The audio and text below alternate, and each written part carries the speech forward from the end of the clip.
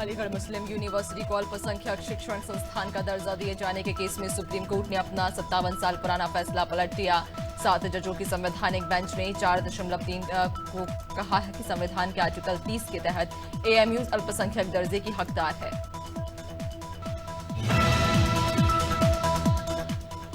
Chief justice D Y Chandrachud 10 नवंबर को retire हो रहे। इस पहले गुरुवार को सीजेआई चंद्रचूड़ ने एक आर्टिफिशियल इंटेलिजेंस से बनाए गए वकील से सवाल किया। इसका जवाब एआई वकील ने उसी एक्सप्रेशन में दिया जैसे कोर्ट में असली वकील देते हैं। सुप्रीम कोर्ट में national judicial museum and archive के उद्घाटन के दौरान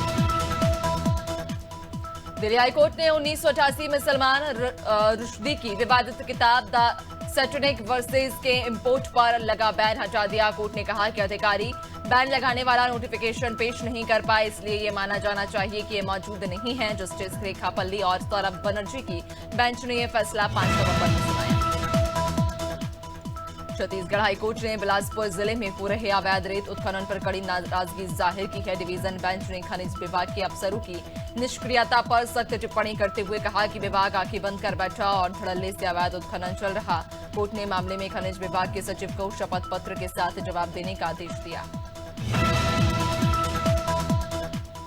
जबलपुर हाईकोर्ट के मुख्य न्यायाधीश सुरेश कुमार कैद के आदेश पर 12 जजों के स्थानांतरण आदेश जारी किए गए। जिला सत्र न्यायाधीश इंदौर ओम प्रकाश रजक को जिला और सत्र न्यायाधीश पाटन जबलपुर के रिक्त पद पर स्थानांतरित किया गया है। इन जजों में कुटुंब न्यायालय के जज भी शामिल हैं।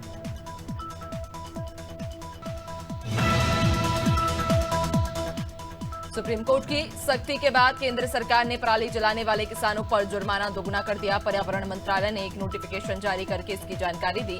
अब 2 एकड़ से कम जमीन पर 5,000 रुपए का जुर्माना लगेगा। 2 से 5 एकड़ तक 10,000 रुपए और 5 एकड़ से ज्यादा जमीन वालों से 30,000 रुपए जुर्माना वसूला जाएगा। रक्षा मंत्री राजनाथ सिंह 9 नवंबर को 2 दिवसीय दौरे पर लखनऊ आएंगे। महानगर अध्यक्ष आनंद द्विवेदी ने यह जानकारी दी। उन्होंने बताया कि शनिवार को लखनऊ एयरपोर्ट पर रक्षा मंत्री का आगमन होगा। दरअसल रक्षा मंत्री इंदिरा गांधी प्रतिष्ठान में आईजीपी पूर्व मंत्री आशुतोष टंडन की प्रथम पुण्यतिथि के कार्यक्रम में शामिल होंगे। इंडियन रोड कांग्रेस का 83वां वार्षिक अधिवेशन 8 से 11 नवंबर तक रायपुर के साइंस कॉलेज मैदान में होने जा रहा।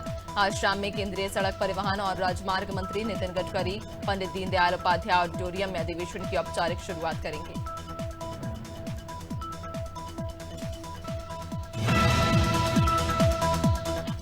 मध्य प्रदेश की लाडली बहनों को 1250 रुपए की नवंबर माह की किश्त मुख्यमंत्री डॉक्टर मोहन यादव 9 नवंबर को इंदौर से डालेंगे। प्रदेश की 1.29 करोड़ लाडली बहनों के बैंक खाते में कुल 1,574 करोड़ रुपए अंतरित किए जाएंगे। बता दें कि लाडली बहना योजना के तहत लाभार्थी महिलाओं को जून 2023 से अक्टूबर 2024 तक मासिक आर्थिक सहायता राशि की कुल 17 किश्तों का अंतरण किया गया है।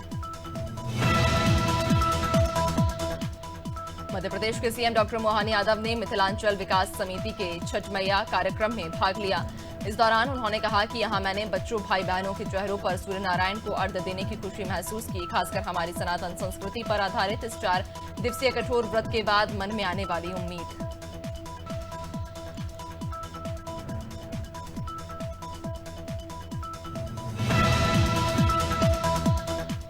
मुख्यमंत्री विष्णुदेव साय आज महादेव घाट पहुंचकर छठ महापर्व में शामिल हुए। इस कार्यक्रम में विधानसभा अध्यक्ष डॉक्टर रमन सिंह, सांसद बृजमोहन अग्रवाल समेत कई लोग मौजूद रहे। कार्यक्रम के बाद सीएम साय ने मीडिया से चर्चा करते हुए प्रदेशवासियों को छठ पूजा की बधाई दी और कहा कि भगवान सूर्य और छठी माई से ये प्रार्थना है कि प्रदेश में खुशहाली और सुख समृद्धि बनी।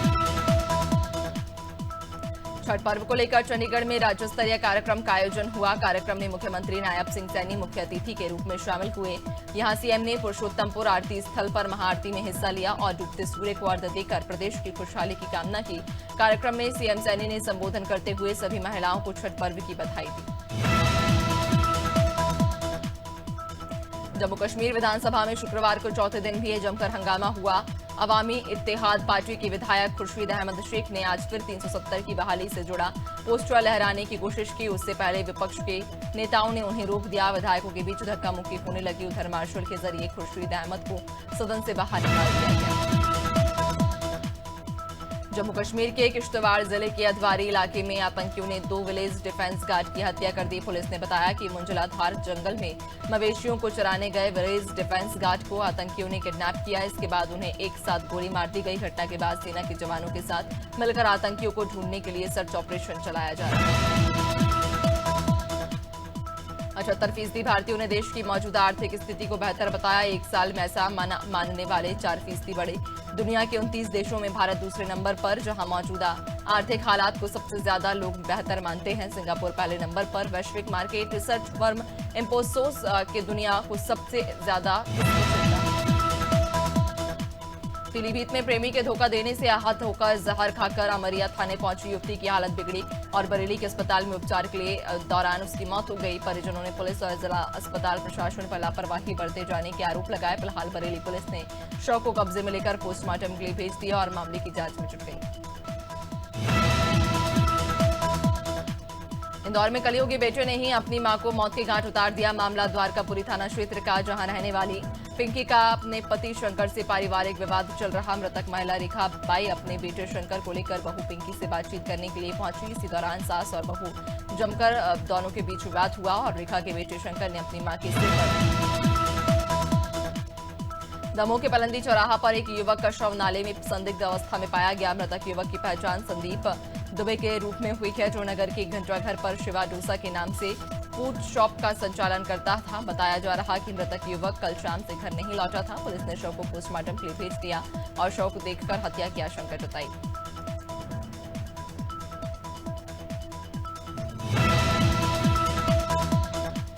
देवरिया में प्रॉपर्टी डीलर की गोली मारकर हत्या कर दी गई। बता दें कि सरौली थाना क्षेत्र में बाइक सवार 3 बदमाशों ने प्रॉपर्टी डीलर निहाल सिंह पर गोली चला दी, जिससे वह गंभीर रूप से घायल हो गए, जिन्हें मेडिकल कॉलेज ले जाया गया, जहां उसको मृत घोषित कर दिया। सूचना के बाद मौके पर पहुंची पुलिस ने शव को पोस्टमार्टम के लिए भेजते हुए जांच शुरू कर दी है।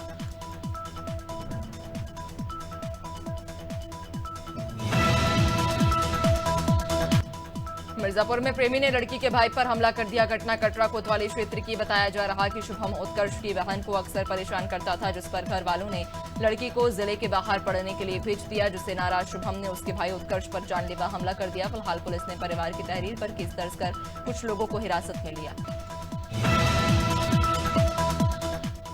गुना में 8 साल के मासूम के साथ दुष्कर्म का मामला सामने आया। मामला बमोरी विधानसभा क्षेत्र के निगेरा गांव का। बच्ची के परिजन का कहना है कि अज्ञात व्यक्ति ने जंगल में दुष्कर्म की घटना को अंजाम दिया। देर शाम बच्ची सड़क पर मिली। म्याना थाना प्रभारी गोपाल चौबे ने बताया कि पुलिस मामले की जांच में जुट गई। बच्ची को इलाज के लिए भोपाल रेफर किया गया। फिरोजाबाद के गुदाशुआशाला में पुलिस और 15,000 के इनामी बदमाश के बीच मुठभेड़ हो गई। पुलिस की जवाबी कार्रवाई में गोली लगने से आरोपी घायल हो गया, जिसे पुलिस ने गिरफ्तार कर लिया। आरोपी के पास से एक अवैध तमंचा और एक जिंदा कारतूस बरामद किया। 26 अक्टूबर को बदमाश ने नगला विष्णु गांव में बुजुर्ग मायाराम की हत्या कर दी थी। जबलपुर में अपराधियों के हौसले बुलंद होते जा रहे, जहां बदमाश दिन दहाड़े घटनाओं को अंजाम दे रहे। ताजा मामला वाहन निर्माड़ी के रामलीला ग्राउंड का है, जहां बदमाशों ने एक बच्चे का अपहरण करने की कोशिश की। बच्चे के शोर करने पर वहां मौजूद लोगों ने युवकों को पकड़कर पुलिस के हवाले कर दिया। इस दौरान बच्चे के सिर में चोट आई है।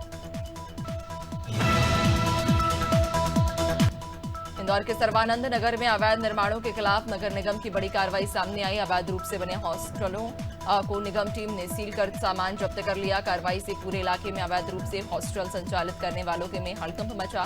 कई रहवासियों ने अवैध निर्माण से हो रही परेशानियों की शिकायत निगम को दी थी। इंदौर में ट्रैफिक पुलिस ने वाहनों पर लगे साइलेंसरों के खिलाफ सख्त कार्रवाई की। पुलिस ध्वनि प्रदूषण फैलाने वाले साइलेंसरों को जब्त कर चलाने कार्रवाई की। कार्रवाई के दौरान 250 से ज्यादा पटाखा साइलेंसर भी जब्त किए गए। इन साइलेंसरों को नष्ट करने के लिए विजयनगर चौराहे पर ट्रैफिक पुलिस ने बुलडोजर चलवाया, जिससे इनका दुरुपयोग न हो।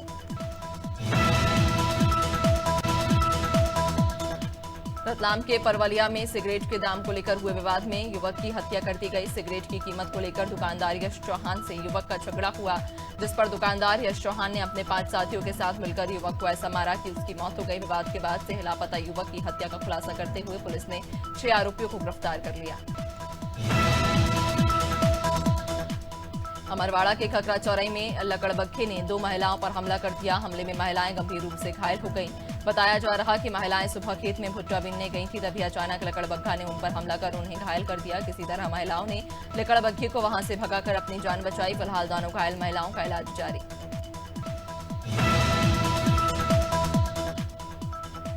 भोपाल में पिछले दिनों लगातार डेंगू के मामले बढ़ने के बाद अब मामलों में कमी आना शुरू हो गई। जेपी अस्पताल के सिविल सर्जन राकेश श्रीवास्तव का कहना है कि डेंगू के मामलों में कमी हुई है। लगातार जांच की जा रही है। अस्पताल में अभी 2 डेंगू के मरीज हैं। इसके अलावा एक डेंगू सस्पेक्ट को भी भर्ती किया गया। डॉक्टर का कहना है कि डेंगू केस में कमी आने के बाद बिहार और पूर्वांचल के सबसे महत्वपूर्ण लोक पर्व छठ का आज तीसरा दिन। ये सबसे महत्वपूर्ण दिन होता है क्योंकि आज के दिन महिलाएं उगते हुए सूर्य को अर्घ्य देने के लिए पूरी रात व्रत रखती हैं और उगते सूर्य को अर्घ्य देकर उन्हें फल फूल समर्पित करती हैं। इसी क्रम में हर की पैड़ी समेत विभिन्न गंगा घाटों पर तड़के सुबह से ही व्रती महिलाओं की भारी भीड़ रही।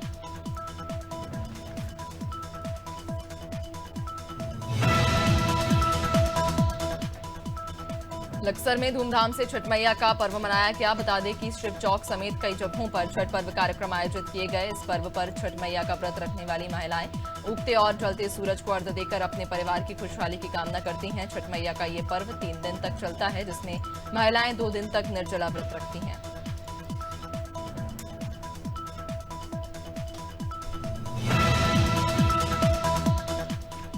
नहाय खाई से शुरू हुई छठ पूजा आज उगते सूर्य को अर्घ्य देकर खत्म हो गई। रायबरेली के सई नदी के 2 घाटों सहित शारदा नहर पर सुबह से छठ व्रत रखने वाली महिलाएं सूर्योदय से पहले ही घाट पर पहुंची और पूरे विधि विधान से छठी मैया का पूजन करने के बाद उगते सूर्य को अर्घ्य दिया और अपना व्रत खोला। व्रत खोलने के बाद लोगों ने वही प्रसाद मौजूद लोगों को सूर्योपासना और लोक आस्था का महापर्व छठ बिहार झारखंड समेत पूरे पूर्वांचल में धूमधाम से मनाया जा रहा है। इसी कड़ी में सिद्धार्थनगर जिले के महदेवा ग्राम पंचायत महदेवा में स्थित घाट पर हजारों व्रती महिलाओं ने उगते सूर्य को अर्घ्य दिया और परिवार की सुख समृद्धि की कामना की। घाट पर किसी तरह की कोई दिक्कत न हो, इसे लेकर घाट पर कई व्यवस्थाएं शेड्यूल में बड़े हर्षोल्लास और धूमधाम से छठ पर्व मनाया गया। जिले की मोहन राम मंदिर तालाब बड़ी भीट मुन्ना नदी के घाट में बड़ी संख्या में उत्तर भारतीय समाज के लोग पहुंचे। महिलाओं ने सूर्यास्त में सूर्यदेव को अर्घ्य दिया और छठ माता की पूजा अर्चना की। बता दें कि छठ पर्व को लेकर नगरपालिका प्रशासन ने घाटों में व्यापक इंतजाम किए थे। दीपावली के ठीक 11 दिन बाद लखन कुमार की नगरी लखनादौन में बीते कई वर्षों से मेला का आयोजन चल रहा। 11 दिन तक मेला रहता है, जिसकी तैयारी दीपावली के तुरंत बाद शुरू हो जाती है। मेले में नागपुर, जबलपुर, बड़े बड़े शहरों से लोग आते हैं और मेला में पलकी, झूला प्रदर्शनी कर झूला वगैरह अन्य सामग्री लगाकर मेले की शान बढ़ाते हैं। इंदौर का देवी अहिल्याबाई होलकर अंतर्राष्ट्रीय एयरपोर्ट तीसरी तिमाही में देश के टॉप 5 एयरपोर्टों में शामिल हो गया। यात्री सुविधाओं में सुधार करते हुए इंदौर एयरपोर्ट चौथे नंबर पर पहुंच गया। इस पहले इंदौर एयरपोर्ट पर साल के लगातार 2 तिमाही में 12वें पायदान पर था।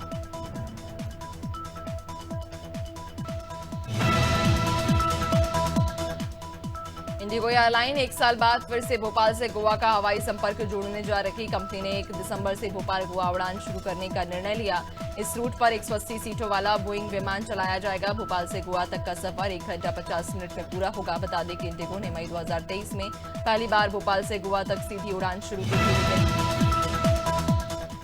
सेंसेक्स आज 100 अंक से ज्यादा की गिरावट के साथ 79,400 के स्तर पर कारोबार कर रहा। निफ्टी में भी 50 अंक की गिरावट, ये 24,140 के स्तर पर कारोबार कर रहा। सेंसेक्स के 30 शेयरों में से 23 में गिरावट और 7 में तेजी। निफ्टी के 50 शेयरों में से 36 में गिरावट और 14 में तेजी। ग्वालियर के नवनिर्मित माधवराव सिंधिया क्रिकेट स्टेडियम की पिच को अंतर्राष्ट्रीय क्रिकेट परिषद ने अच्छी रेटिंग दी। भारत बांग्लादेश के बीच खेली गई T20 सीरीज के तहत पहला मैच 6 अक्टूबर को यहां खेला गया था। इसके अलावा दिल्ली और हैदराबाद की पिचों को भी अच्छी रेटिंग मिली है क्योंकि ये केंद्र सबसे छोटे प्रारूप की आवश्यकताओं के अनुरूप थे।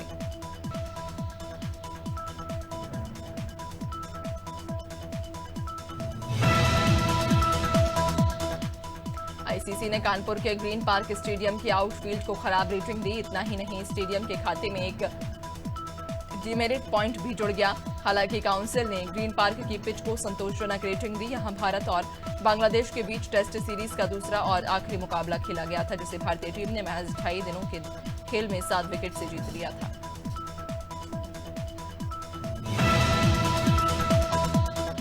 भारत और साउथ अफ्रीका के बीच 4 मैचों की टी20 सीरीज का पहला मुकाबला आज डरबन में खेला जाएगा। मैच किंग्समीड क्रिकेट ग्राउंड में होगा। टीम इंडिया इसी साल जून में टी20 वर्ल्ड कप के फाइनल में साउथ अफ्रीका को ही हराकर चैंपियन बनी थी। फाइनल के बाद साउथ अफ्रीका और भारतीय टीम पहली बार एक दूसरे का सामना करने वाली है। विमेंस प्रीमियर लीग के मिनी ऑक्शन से पहले सभी 5 टीमों ने अपनी रिटेंशन लिस्ट रिलीज कर दी। स्नेहा राणा, इजाबेल वोंग और हीथर नाइट जैसी प्लेयर्स को टीमों ने रिलीज कर दिया। 2024 का WPL जीतने वाली रॉयल चैलेंजर्स बेंगलुरु टीम ने 7 प्लेयर्स को रिलीज किया। इनमें 2 विदेशी भी शामिल। टीम ने इंग्लिश कप्तान बॉलीवुड एक्टर सलमान खान को एक बार फिर लॉरेंस बिश्नोई गैंग से धमकी भरा संदेश मिला। मुंबई के ट्रैफिक कंट्रोल रूम में सलमान के लिए धमकी भरा मैसेज आया। इसमें बताया गया कि सलमान खान और लॉरेंस बिश्नोई पर एक गाना लिखा गया है। धमकी देते हुए गाना लिखने वाले को नहीं छोड़ने की बात कही। जिस नंबर से धमकी आई, पुलिस उसे ट्रेस करने में जुटी। सुनील शेट्टी को हंटर 2 की शूटिंग के दौरान गंभीर चोट लगी। खबर है कि एक्शन सीन करते समय उनकी पसलियों में चोट लग गई। इसके बाद तुरंत सेट पर डॉक्टरों की टीम पहुंची और उनका इलाज शुरू किया गया। जानकारी के मुताबिक हंटर 2 में एक्शन सीन के दौरान सुनील शेट्टी की पसलियों में लकड़ी से चोट लगी, जिस कारण वह बुरी तरह घायल हो गए। टेलीविजन इंडस्ट्री के जाने माने एक्टर नितिन चौहान का निधन हो गया। 35 साल के एक्टर की मौत की वजह की कोई आधिकारिक जानकारी सामने नहीं आई। हालांकि उनके को स्टार ने बताया कि एक्टर ने आत्महत्या की। क्या बताते चले कि नितिन चौहान अलीगढ़ के रहने वाले थे और बीते कई सालों से मुंबई में रह रहे थे। दिल्ली में लगातार प्रदूषण की स्थिति खराब होती जा रही। गुरुवार को 12 स्थानों पर गंभीर हवा का स्तर दर्ज किया गया, जहां AQI 400 से ज्यादा था। इसमें आनंद विहार और जहांगीरपुरी में 434 रहा। वहीं बुधवार को भी 6 स्थानों पर 400 से ज्यादा का स्तर दर्ज किया गया। इसलिए अगले 2 से 3 दिनों में राहत मिलने की संभावना बहुत कम है। नवंबर की शुरुआत से ही मध्य प्रदेश में ठंड ने दस्तक दे दी। प्रदेश के इकलौते हिल स्टेशन पचमढ़ी में तापमान 12 डिग्री सेल्सियस से नीचे पहुंच गया।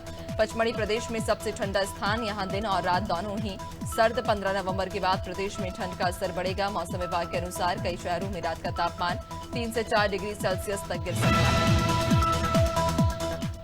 बिहार में अगले 2 दिनों तक मौसम शुष्क रहेगा। तापमान सामान्य से 4 से 5 डिग्री सेल्सियस अधिक रहने की संभावना।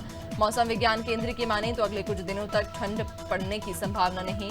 वायु प्रदूषण में कोई सुधार देखने को नहीं मिल रहा। गुरुवार को पटना का AQI 248 दर्ज किया गया।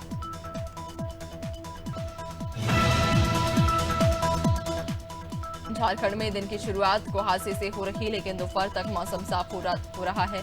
आज भी दिन की शुरुआत कुहासे के साथ हुई। छठ के अंतिम दिन से ही ठंड ने दस्तक दे दी। बीते 48 घंटे से मौसम साफ। मौसम विभाग की रिपोर्ट के मुताबिक धीरे धीरे ठंड बढ़ेगी। मौसम विज्ञान केंद्र रांची का कहना कि आज मौसम खुशनुमा बना रहेगा। राजस्थान में उत्तर पूर्वी शहरों के बाद अब पश्चिमी जिलों में भी सर्दी बढ़ने लगी। जोधपुर के बाद अब जैसलमेर, बीकानेर में भी रात का न्यूनतम तापमान 20 डिग्री सेल्सियस तक पहुंच गया। दिन में भी तापमान में गिरावट होने से अधिकांश शहरों में अधिकतम तापमान 35 डिग्री सेल्सियस से नीचे दर्ज हो रहे हैं। मौसम विशेषज्ञों के मुताबिक अगले 4 दिन राजस्थान में मौसम इसी तरह शुष्क बना रहेगा।